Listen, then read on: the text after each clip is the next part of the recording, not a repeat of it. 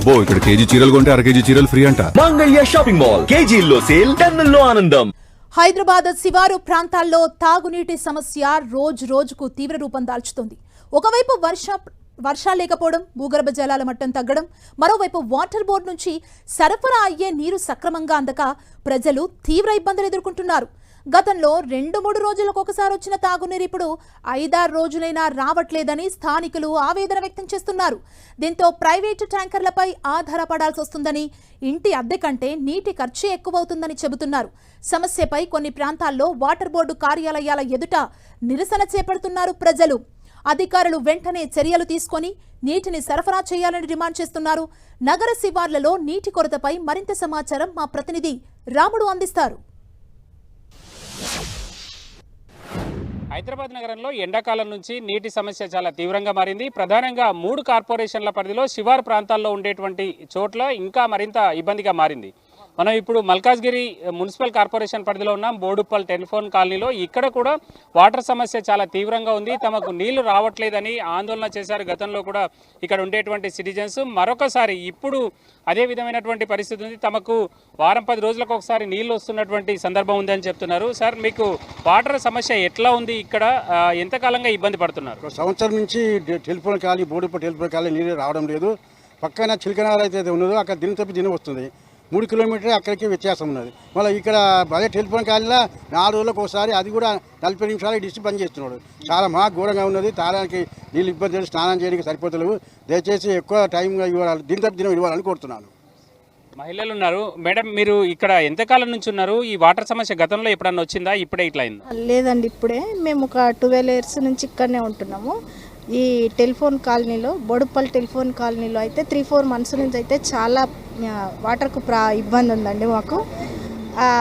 Alternate days వస్తాయి నీళ్ళు అని చెప్పారు. కాకపోతే ఇప్పుడు 4-5 డేస్కు కానీ రావట్లేదు. వచ్చిన ఒక 10 బిందెల కంటే ఎక్కువ రావట్లేదు. మేము ట్యాంకర్లు పోపించుకుంటా మనీ బుక్ చేస్తే కూడా వారానికి ఒకసారి కూడా 1 వీక్ టైం పడుతుంది మాకు ట్యాంకర్ రావడానికి కూడా. వాటర్ సరిగ్గా హాఫ్ అన్ అవర్ వదులుతున్నారు, టైమింగ్ లేదు. అండ్ ట్యాంకర్ పోయించుకుందామంటే టైంకి రాదు. మామూలుగా ట్యాంకర్లు వదులుతున్నారు. బిల్లు అయితే ఖచ్చితంగా కట్టాల్సిందే. మేము వాటర్ వచ్చినా రాకుండా బిల్లు కట్టాల్సింది. ఇప్పుడు వారానికి ఒకసారి 2 సార్లు వస్తుందా, లేకపోతే ఎంత టైం పడుతుంది? అసలు 5 డేస్కి 6 డేస్కి వదులుతున్నారు. టైమింగ్ తెలియదు. కానీ 2 రోజులకు ఒకసారి వదిలితే బాగుంటుంది అని మా కాలనీ కూడా. మా కాలనీ ఒకటే వదులుతలేరు. అమ్మ, మీకు అంటే ఏదైనా టైం ఉంటుందా? ఈ 6 రోజులకు ఒకసారి వచ్చిన పొద్దున్న సాయంత్రం ఏదైనా ఫిక్స్ టైం ఉంటుందా? టైం ఉండదు. ఎప్పుడు అన్ని పొద్దుగాల అనేది, సాయంత్రం అన్నం, మధ్యాహ్నం ఎప్పుడో ఇస్తాడు. టైం అనేది ఉండదు. ఇప్పుడు సంవత్సరం నుంచి ఇట్లనే అవుతుంది. ఎంత ఇబ్బంది అవుతుంది మీకు? బాగా ఇబ్బంది అవుతుంది మాకు. 2 రోజులకు ఒకసారి స్నానాలు చేసుడు బాగా ఇబ్బంది అవుతుంది నీళ్ళకు. సార్, మొత్తం ఇక్కడ ఎన్ని ఇండ్లు ఉంటాయి? ఎంతమంది జనాభా ఉంటారు? ఎట్లా ఇబ్బందులు ఎదుర్కొంటున్నారు ఈ వాటర్ స్కేర్సిటీ వల్ల? సార్, మాది బోడుప్పల్లో అతిపెద్ద కాలనీ అంటే టెలిఫోన్ కాలనీ. ఆల్మోస్ట్ ఇక్కడ టెలిఫోన్ కాలనీలో 1200 ఇండ్లు ఉంటాయి, ఇండిపెండెంట్ హౌసెస్ ఉంటాయి. దాంట్లో ఆల్మోస్ట్ ఒక 10,000 మంది నివాసకులు ఉంటారు. సో ఆల్మోస్ట్ 2.5 years ముందు ఏదైతే మాకు జిహెచ్ఎంసీలో లేదో అంతకుముందు అయితే చాలా బాగా వచ్చాయి వాటర్. అయితే ఇప్పుడు లాస్ట్ ఆల్మోస్ట్ 2 years నుంచి అసలు మమ్మల్ని ఇక్కడ పట్టించుకుని నాదనే లేడు. ఎన్నోసార్లు మేము కంప్లైంట్ కూడా ఇచ్చాము. మొన్న రీసెంట్గా 2 weeks బ్యాక్ కూడా మేము వెళ్ళి వాటర్ బోర్డు ఏదైతే మన బోడుప్పల్లో ఉన్నారో అక్కడికి వెళ్ళి మేము ధర్నా కూడా చేయడం జరిగింది. కానీ ఎలాంటి స్పందన లేదు. కారణం ఏం చెప్తున్నారు అధికారులు? మీరు వెళ్ళి ధర్నా చేశారు కదా, ఏమని చెప్తున్నారు? వాళ్ళు ఏమన్నాడు, పైనుంచే మాకు వాటర్ రావట్లేదని చెప్తున్నారు. కానీ మేమనేది ఏంటంటే, మరి అదే ప్రైవేట్ సంస్థానం వాళ్ళకి వాటర్ అనేది ఎలా వస్తున్నది? ఇప్పుడు మా బోడుప్పల్లో ట్యాంకర్లు ఆల్మోస్ట్ 1300 ట్యాంకర్లు తిరుగుతున్నాయి. ఒక్కొక్క ట్యాంకరు గవర్నమెంట్ అయితేనే 600 రూపాయలు తీసుకుంటున్నారు. ప్రైవేట్ ట్యాంకర్ వాళ్ళు అయితే 1200 నుంచి 1500 రూపాయలు డిమాండ్ చేస్తున్నారు. అది కూడా డబ్బులు ఇస్తేనే త్వరగా వస్తున్నాయి. సో అలాంటి పరిస్థితులు ఎందుకు వస్తున్నాయి? వాళ్ళకి ఎక్కడన్నా వాటర్ వస్తున్నాయి, మాకు ఎందుకు రావట్లేదు అనేది మా యొక్క క్వశ్చన్.